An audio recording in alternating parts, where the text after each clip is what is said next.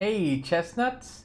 Now this is a game by Caruana and Firouzja. We're going to be analyzing it. See all the cool stuff that happened. It happened in the Pro Chess League. The time was 10 minutes and with a 2-second increment, and some crazy stuff happened. Like, whoa! Let's see how it turned out. All right, let's analyze. Analyze, baby. E4. Whoa! No, it's pretty normal. All right, so Firouzja goes E5, right? Avoiding any of the Caruana's favorites, the Rossalimo. So you try instead of that. Firouzja goes for the Rui Lopez. Knight to F3, knight to C6, bishop to B5, knight to F6.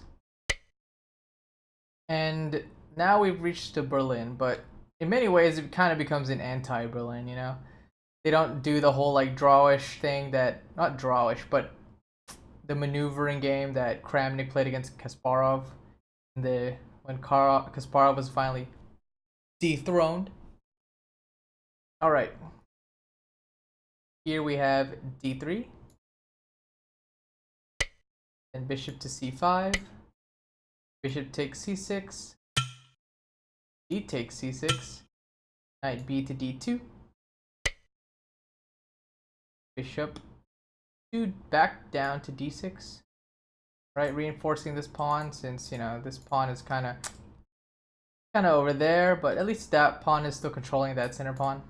So the D5 square. I mean, alrighty. So back to D6, knight to C4. Then we have knight to D7, which looks pretty interesting. So obviously with these moves, right? With this move, he wants to Firouzja, right? Wants to play for the queen side. Okay. So Caruana does something super logical to kind of be like, hey, let me waste your time. You did all that stuff on the queen side? Let me stop it. B3. Ha ha ha ha. Super solid time. But Caruana could have also played castles, right? Which is alright. Or play A4, right? To stop the advance of the queen side, which is also a decent prophylactic move. But this move makes a lot of sense as well. B3. Alright. Castles. And bishop to B2. Okay. So Caruana chooses this maneuver.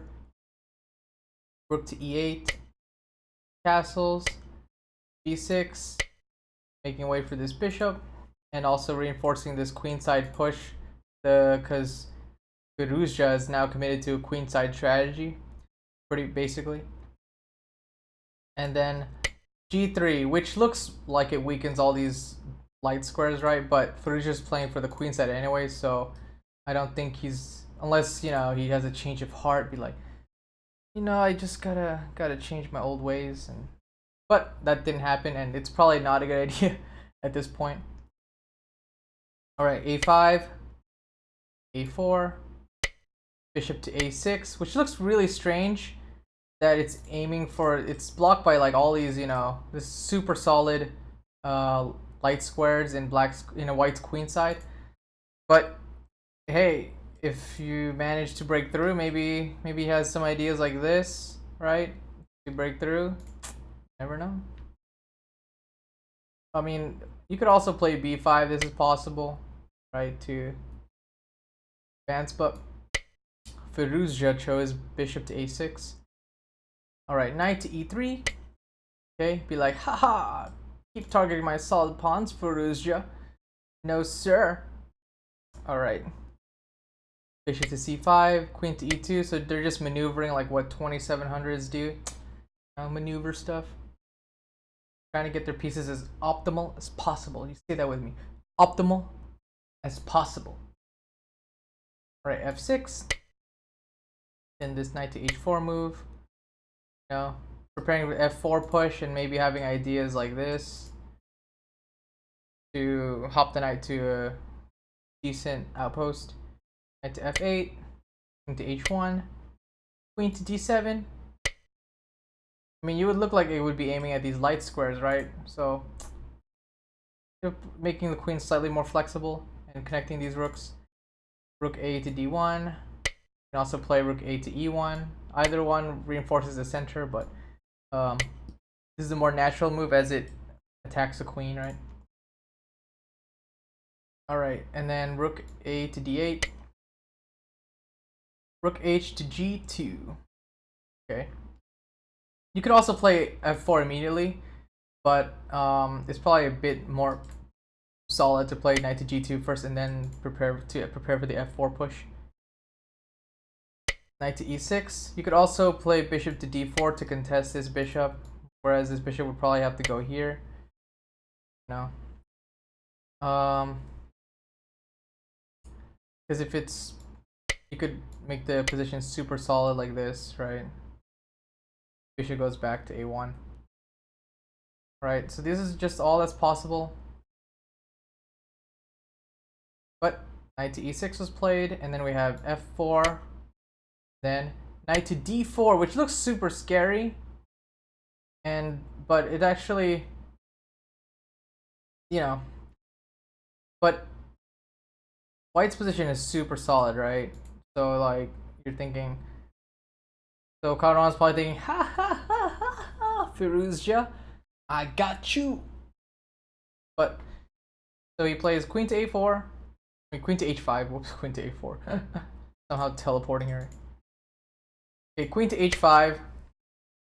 And then now, you know, you can even say white is a little better, right? I mean, these bishops are blocked. You have the bishop pair, but it's not doing anything. And then, so if there are a bunch of pawns on the board, usually knights are better. You're thinking, okay, well, Caruana's probably pretty confident in his position, right? This queen's pretty solid, controlling everything. So, you know, a lot of commentators said that Caruana's position looks better right now, and he's pressing on Firouzja. Alright, but let's see what the Prince of Chess has in store for us. Can't go down that easily. Queen to f7. Creating queens. Even in this position, many commentators said that white looks better, and I would kind of have to agree. You know, if I was playing this, I'd be like, dude, I don't want to play. Look how solid this structure is. It's too solid. Alright, but, you know, let's see what happens. F takes e5, and you can't take this because of this pin. So rook takes e5, and then putting it on this bishop, right? So this knight really can't move now. Knight to d2. You could also play knight to f4, then maybe rook to e8, rook back to e8, and then rook to 1. Right, that looks pretty good too. Rook to d2, and then rook e to e8 because you don't want it to stay in that diagonal. g4. Ooh, and Caruana's probably like, yeah, baby, I'm rolling along 2842, about to be, you know, 2850, then maybe 2900, you know, coming for you, Carlsen. So white's position looks pretty good. I mean, look at these light squares that these pawns are controlling. This knight's controlling these dark squares. I mean, looking solid, right? It would have to take a shocker to really destroy. I mean, look at this. This pawn's about to go here, and you can't really take, putting pressure because of this rook, right?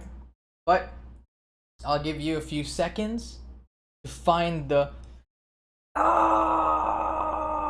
shocker that destroyed Caruana's soul. Like this. Nah, I mean, he's probably okay, but you know, if this was an anime, it would be like, yeah, he destroyed Nani, destroyed Caruana's soul. So, all right. Okay. If you found the answer, then wow, you should just like fight Carlsen or something for the world title instead of Caruana because you're just that good. All right. Knight takes c2. Oh, quadruple exclam! Oh, actually, no commentators saw this coming, so you could say it's like a brilliancy, right? It's like a brilliant move, but it's a rapid, so it probably won't get that status. But say rapid brilliancy, I guess. All right. Actually, what is a slightly better move that engines prefer is like knight takes b3, which is really interesting. This also wins. Rook d to d1, right? And then would be losing the pawn for nothing. Whoops, can't do that. So you still have to capture. It still leads to the same stuff. Still gotta capture this. It still leads to, you know, the same thing that we're about to see. So knight takes c2. This is what was played. You're like, so let's see what happens. Knight takes c2. If rook takes c2, then bishop takes d3.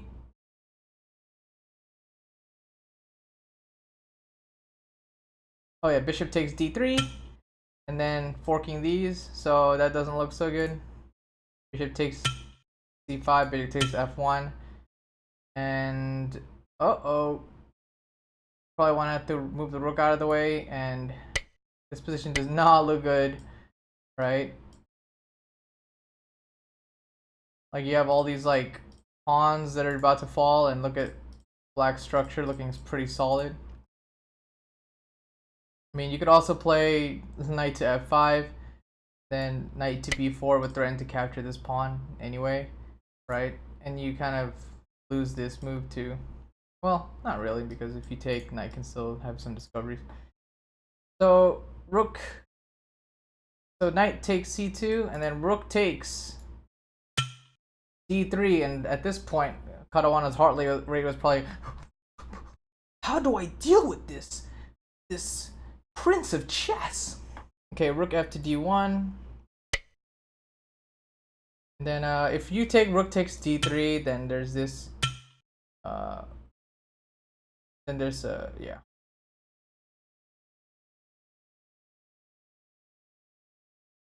Goes back to c1 to protect this knight, right? Because this knight.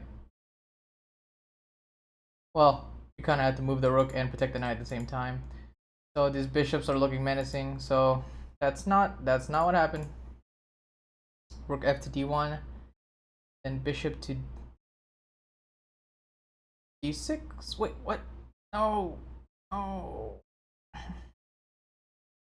Rook f to d1, then rook takes d3, and bishop to d4. You could also play knight to d4 to get rid of the bishop here, but then you would kind of lose this pawn. But Caruana chose bishop to d4, and honestly, like after all these pawns are lost, the game is lost. Like the knight takes c2 move just destroy. Like wait, the one that sacrificed was just won the game. Like it's kind of crazy.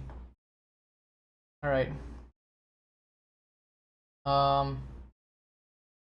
We have bishop to d4, then bishop to d6. You don't want to trade these bishop pair because the bishop pair is looking pretty good. And we have g5. You know, trying to destroy this structure. d5, aiming at this bishop. Bishop goes to a1 where it's safe. Still aiming here. Then we have rook takes this pawn again. Finally, okay, pawn's just gonna fall, and look at this. Looking mighty dangerous right there. Okay, g takes f6, g take f6, and then rook to f2, aiming for this pawn. And then at this point, you're like,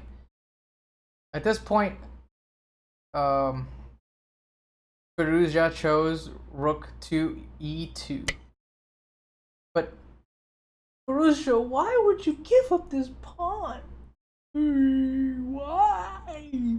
But he chooses activity over this pawn, which is like what Fischer does a lot of the time. If you watch the Tata Steel Masters, Firouzja actually did this against Artemiev, right? When they played that opening. they played the Caruana, right? And then he chose a very sharp line. Firouzja chose a sharp line, and he gave up one of his H pawn in order to get his bishop very active. So he likes to find these moves where you can make your pieces super active at the cost of a minor piece like a pawn. King to e7. Rook to e1 because this rook is really barreling down on the this row, so you want to get rid of it.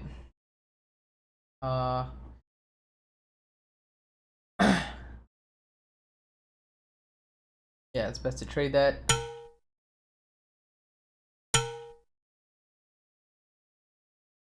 Rook takes. We have knight. Knight takes. Takes. Knight g takes. And we have.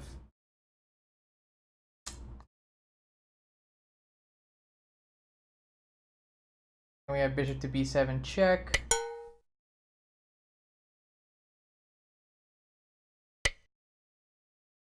King g1. And rook goes to h. Oh. We have rook to h3. That this rook goes to h3. You can also h3. Rook to f2.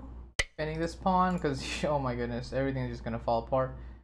Bishop to c6, aiming here, and it's gobble gobble gobble gobble gobble gobble gobble gobble time. Rook to e2 check. King to d7. Knight to e3. And then num num num num num num pawn munching. Knight to g4. Bishop to d1. Knight goes to f6 check. King to c6. Rook to d2. So I mean, it's Caruana is just trying to get all his pieces active and trying to do something, right, in order to and protect this pawn at least. Trying to thwart this advance. See what happens. Bishop to b3. Then knight goes to d3. c4. Okay, getting a tempo on the knight because the knight has to move. Knight to e5 check. King to b7.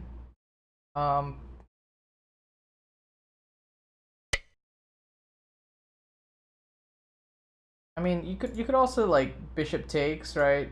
Black can do that, but if you do that, then you get your bishop here. So that's probably not the best move. King back to b7, king to g2, attacking this rook. Rook goes back to h6. Rook to f2, defending it.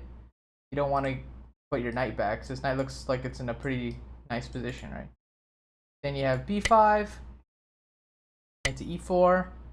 You have b4. Oh no, the prophecy has come alive, baby. Bishop to d4.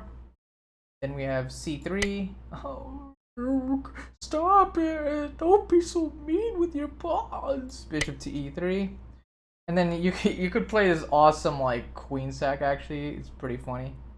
You could play this bishop takes e5, and and then like it's like really it's not possible to stop this these pawns from advancing, but like it's just really interesting. I mean, it's honestly almost impossible to see this in like such a fast time control. Maybe in a classical game we would call it like an immortal or something, but then we have rook to e1, e2, and then oh no, don't be so mean to me.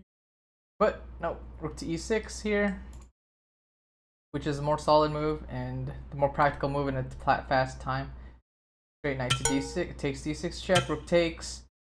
This is a little more accurate, but I can see why you don't take it because there's this series of annoying checks, right, that you just don't want to happen when you're playing a faster time control, right?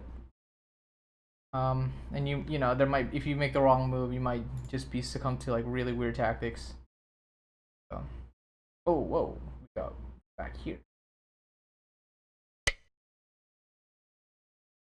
All right, we're okay. Then there's this rook takes d6.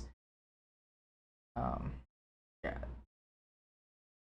Then we have king to g3, bishop to d5.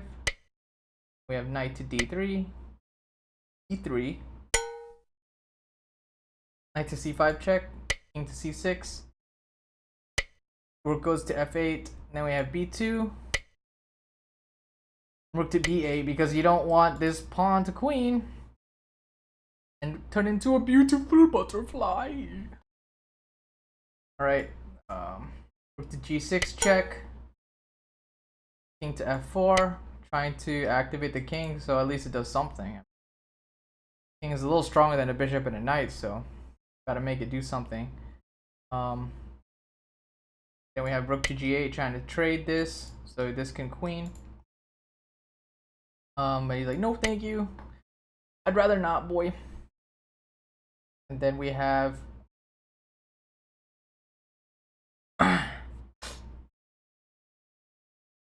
rook to f8 check, king to g5, rook to f1, and finally escorting this pawn. Become actually, you know, a4 is actually slightly more winning to, you know, escort these pawns, but the clearer win is a rook to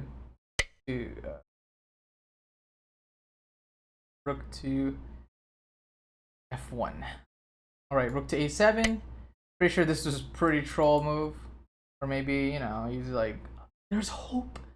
There's hope. Hope. Nah. No hope. Okay, after this it's a pretty resignable position. I mean, this queen is alive. Can't do any. You can't do anything. Pawn's gonna make another queen, and Firouzja can have like 4 queens in this board if he wants to or something. Alright, so this game is pretty much over. But, you know, if you liked this analysis, smash the like and subscribe button like a clock, you know. Tick that notification bell as well. You guys want up to you. I'll see you next time.